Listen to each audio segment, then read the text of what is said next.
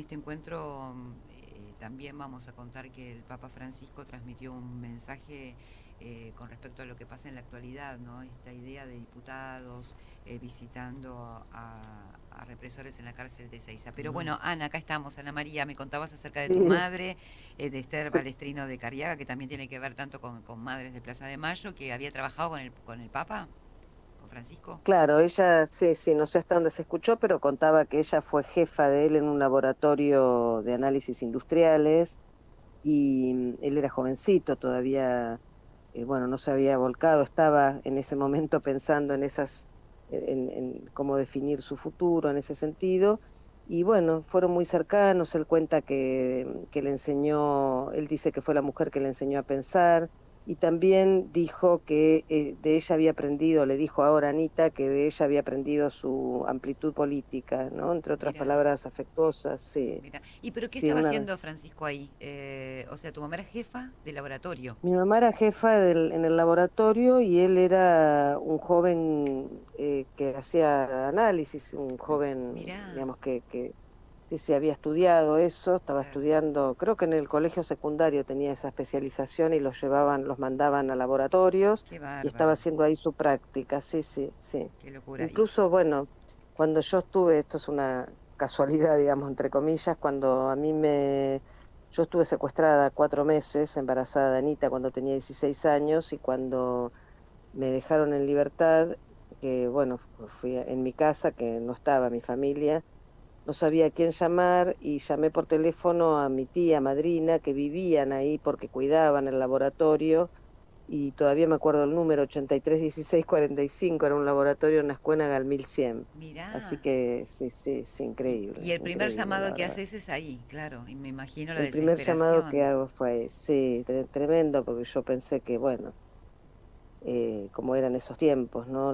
Como decía el propio Videla, los desaparecidos no están, no existen, no tienen entidad, no están ni vivos ni muertos, y era como si se los hubiera tragado la tierra, ¿no? Entonces, a partir de, primero mi madre empieza a recorrer un poco acompañando a la madre de Panchito, mi cuñado Manuel Carlos Cuevas, que había sido secuestrado y permanece desaparecido, y después cuando a mí me secuestran, bueno, ella intensifica su búsqueda, estaba todo el tiempo en la plaza, y en realidad recorriendo lugares, presentando habeas corpus, buscando información, y era como si se los hubiera tragado la tierra, ¿no? Entonces, ¿Y vos? cuando a mí me dejan en libertad, que dejaron 15 o 20 personas que iban dejando de distintos lugares, realmente yo pensé que me iban a matar, porque había sido muy torturada, había estado siempre en condiciones deplorables, ¿no? Y bueno, pero salí con el embarazo de 7 meses de Anita, precisamente, no sabía todavía en ese momento que iba a ser Anita. Así que, y el 11 nosotros llamamos, mi mamá nos acompañó a Brasil, ahí me refugié bajo la protección del Alto Comisionado de Naciones Unidas para los Refugiados. El primer país que nos dio asilo fue Suecia, y el 11 de diciembre llamamos por teléfono para decir que Anita había nacido bien, y por 3 días, no, bueno, ahí supimos que el 8 de diciembre la habían secuestrado en un operativo en el que secuestraron a 3 madres fundadoras de Madres de Plaza de Mayo: Azucena Villaflor de Vincenti, eh, María Eugenia Ponce de Bianco y Esther Balestino de Cariaga, dos religiosas francesas, Alice Domón y Leonie Duquet, y un grupo de familiares y militantes que acompañaban a las madres, ¿no? Ahí por 3 días, digo siempre, ella no pudo saber que Anita había nacido bien. O sea, justo en el Bueno, momento estas que nace historias, Anita, ahí secuestran a tu mamá también. Y vos claro, estabas tres en días antes, Suecia. sí, Qué locura, sí, qué locura, ¿no? es increíble, ¿no? Increíble. Yo digo, es difícil no conmoverse, ¿no? Me pasa a mí cuando hablo, pero me pasa también cuando escucho los testimonios en los juicios. Siempre digo que alguien que asiste a esas audiencias no puede salir de ahí igual que como antes ingresó, No, ¿no? por Algo de supuesto. la condición humana conmueve profundamente, y bueno, parece mentira que hoy estemos hablando en estos términos, ¿no? Creo que es un momento en que de alguna manera se vuelve al testimonio, y me asombró porque yo esto lo vengo diciendo, y el Papa se lo dijo a Anita cuando le dijo no aflojen, que esto bueno, que es la parte más conocida, le dijo no aflojen, conserven la memoria le dice, no aflojen, conserven la memoria de lo que han recibido, no solo de las ideas, sino de los testimonios. Hay algo del testimonio que es necesario, de lo que hemos vivido como sociedad, que es necesario que le llegue a las nuevas generaciones. Claro. Y cuando, porque pienso que esto tiene que ver con el ámbito de lo que se estuvo hablando, ¿no? La polémica por algunos diputados que se juntaron en la cárcel de Seiza con algunos represores. Me parece que tiene que ver con esto, básicamente, ¿no? Lo que le comenta Anita, ¿o pensás que tiene que ver en general lo que le dice el Papa No, no, Francisco? exactamente, fue a raíz de Anita, incluso iba a hablar de este tema, pensaba hablarlo, pero lo que ella cuenta, yo todavía no la vi, Ah, hablamos mira, mucho por teléfono, pero todavía está allá. Lo que ella cuenta es que efectivamente fue él el que sacó el tema. Él ujú, dijo, me enteré que hubo un grupo de diputados que habían visitado a Astiz, dijo que estaban queriendo que no estén presos y que eso era algo muy peligroso. Y claro. ahí, bueno, estuvieron conversando y efectivamente creo que es un mensaje contundente del Papa Francisco, un mensaje que bueno, que reivindica la memoria de todo lo que se ha logrado en la Argentina. La Argentina es un país de vanguardia en este punto, ¿no? Fue un ejemplo en el mundo por la lucha de las madres, de las abuelas, las políticas públicas de memoria, verdad y justicia, que se haya juzgado como se juzgó a los responsables de estos delitos. Yo no sé si hay otro país del mundo.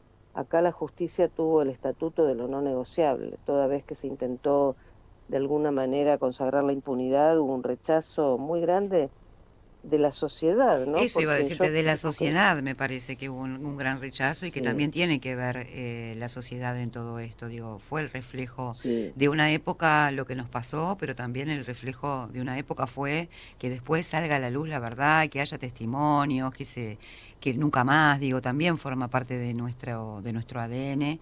Por eso es interesante exactamente. visualizarlo y por eso queríamos que nos cuentes esta historia de Anita, del Papa, de tu madre y tuya también, ¿no? Vos ahora, ¿dónde, Mm. dónde vivís? ¿Estás en Argentina? ¿Dónde estás?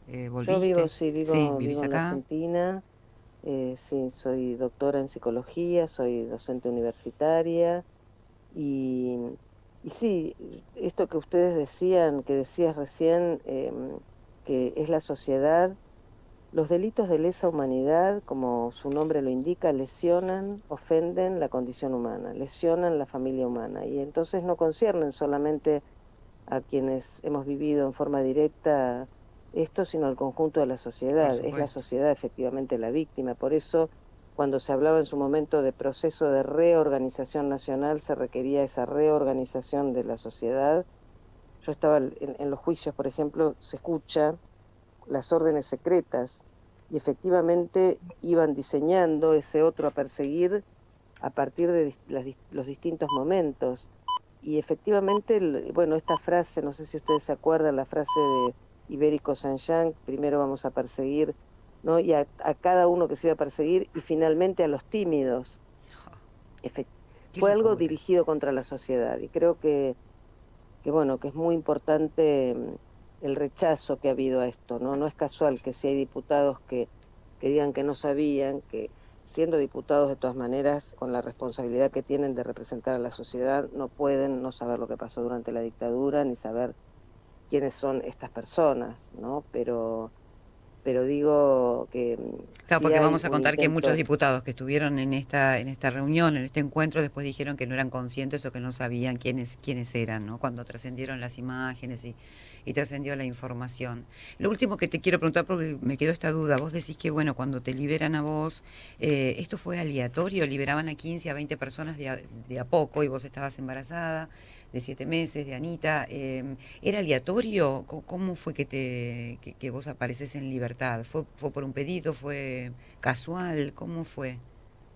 mira, eso, el análisis que hacemos nosotros siempre en general es que en determinado momento, de alguna manera, necesitaban instalar ese terror en la sociedad, ¿no? O sea, era un secreto a voces, te amenazaban que no podías decir qué te había pasado, pero se sabía, digamos, subterráneamente se empezó a conocer lo que hacían en los campos de concentración. Claro. Entonces, fue un modo de alguna manera de instalar este secreto a voces, ¿no? O El sea, miedo y sí, o de huir o de instalar el miedo que te podía pasar si seguías haciendo quizás determinada cosa.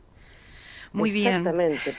claro, viste, porque vos si tenés a alguien que te viene con ese testimonio decís, bueno, la verdad que yo que me creo, quizás me callo, o sea, no sabes cómo reacciona una sociedad, pero también eso es muchas veces una manera de tratar de cambiar la conducta, ¿no?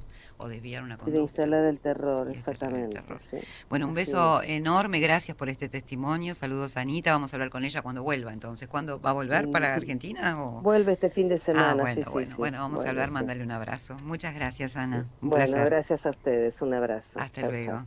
Era Ana María Cariaga, una mujer que, bueno, en la última dictadura estuvo secuestrada y es la mamá de Anita Fernández, que fue recibida hace muy poquito por el Papa Francisco. Son las 9:02, vamos a las noticias con Marcelo Martínez.